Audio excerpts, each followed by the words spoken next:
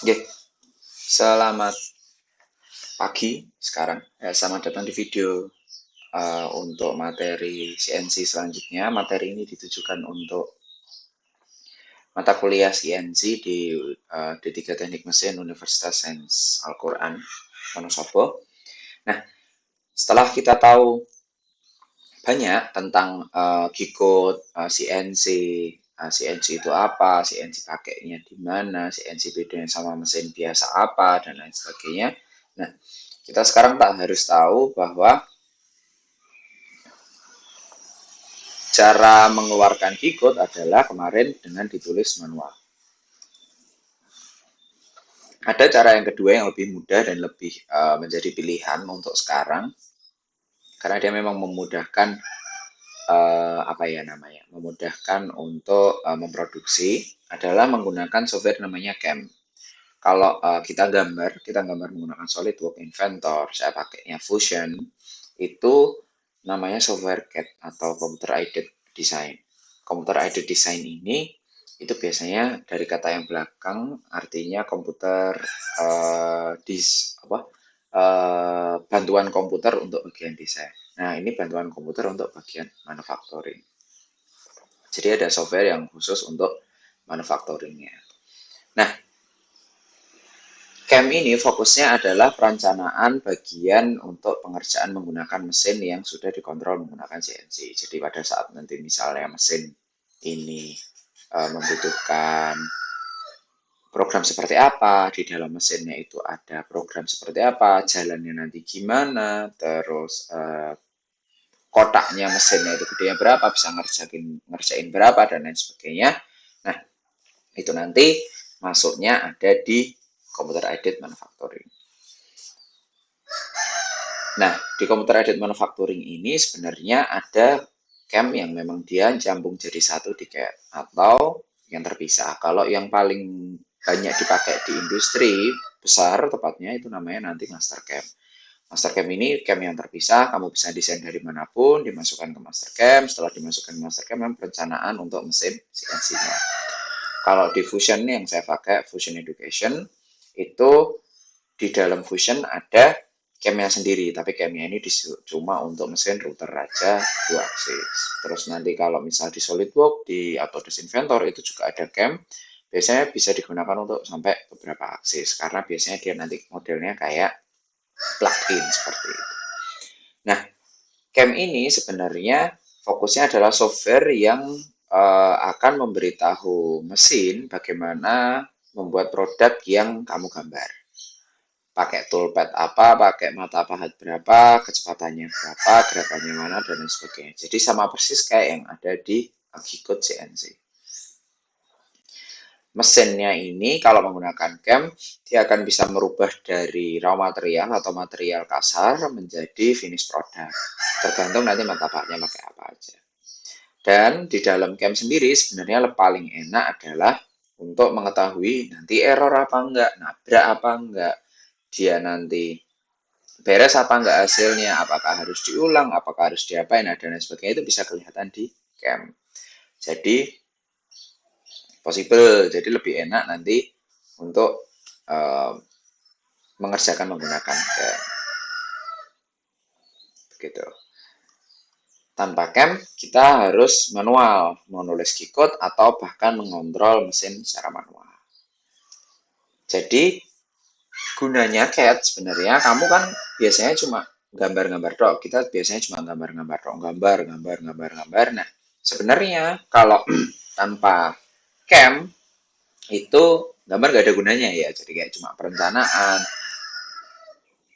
mengeluarkan apa yang kita bayangkan saja dan lain sebagainya. Lah itu nggak terlalu berguna kalau untuk masuk pemesinan.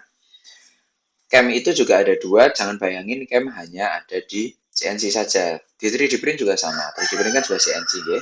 Jadi pada saat kita 3D print CNC-nya, sorry, kita saat pakai 3D print itu juga CAM. Bedanya kalau CAM yang ada untuk milling itu mengurangi bahan, untuk 3D print untuk menambah bahan.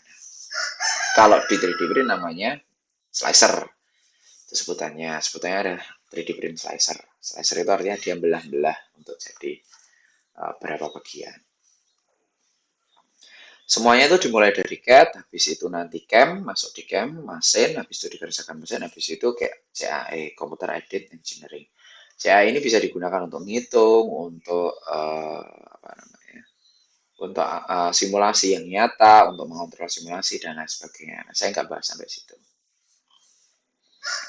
Untuk CAM itu ada beberapa cara yang harus dikejar. Cara yang harus dikejar adalah geometrinya dulu.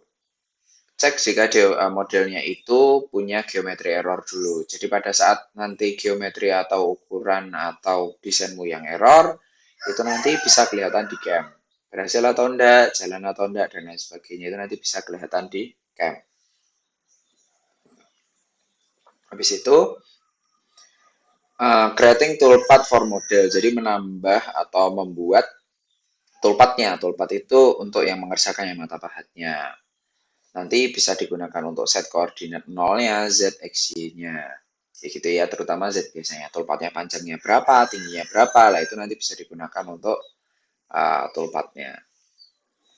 Setting any required mesin parameter including cutting speed, voltage, cut pierce, dan height. Nah, kemarin kan di dalam apa namanya, kalau misalnya di dalam G-code itu kemarin yang saya bilang X itu untuk gerakan ke kanan, Y untuk gerakan ke depan belakang misalnya. Habis itu Z untuk makan ke bawahnya. Nah, nanti di sini ada cut head-nya. Jadi udah beda lagi. Kalau si cut head-nya ini nanti kamu bisa setting di awal bahwa cut head-nya itu nanti di dalamnya masuknya segini.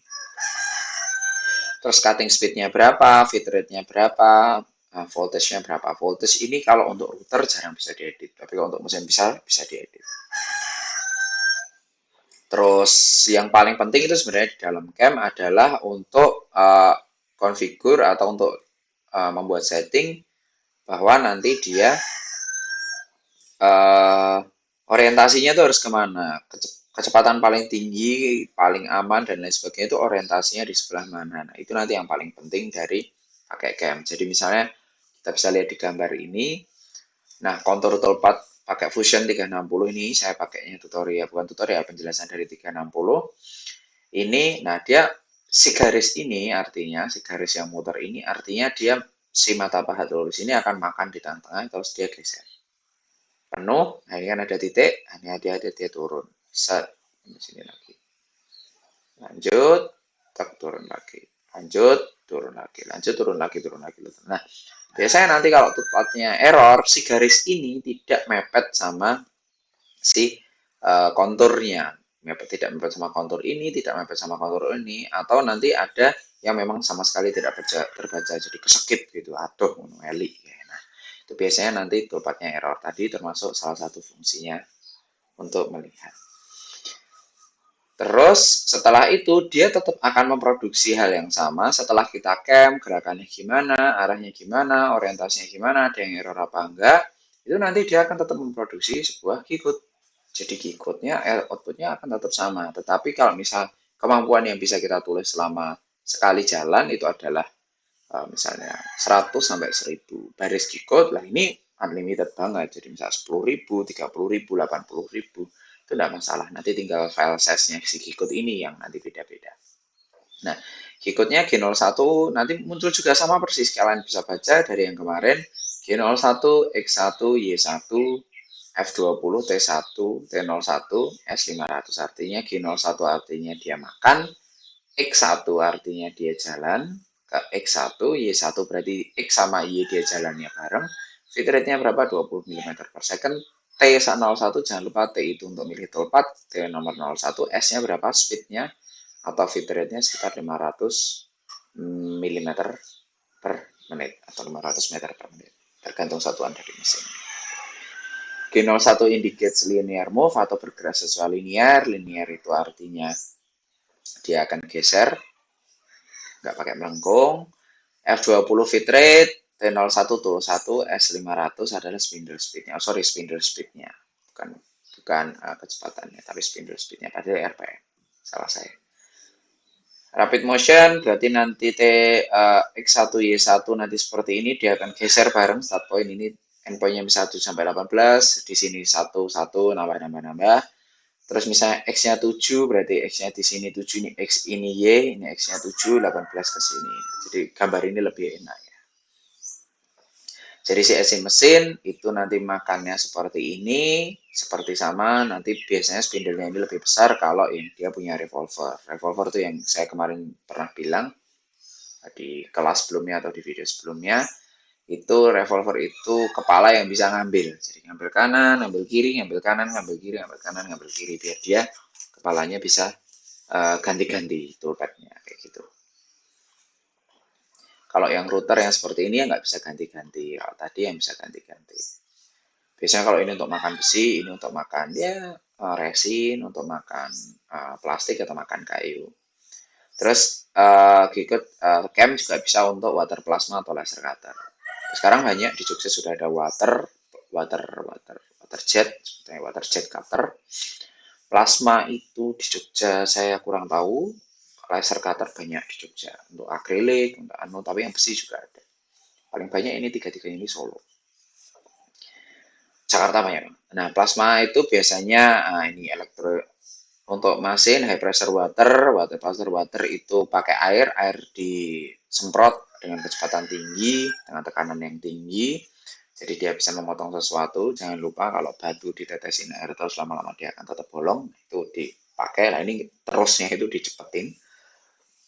Tapi yang ini untuk water jet itu suayanya lumayan tinggi.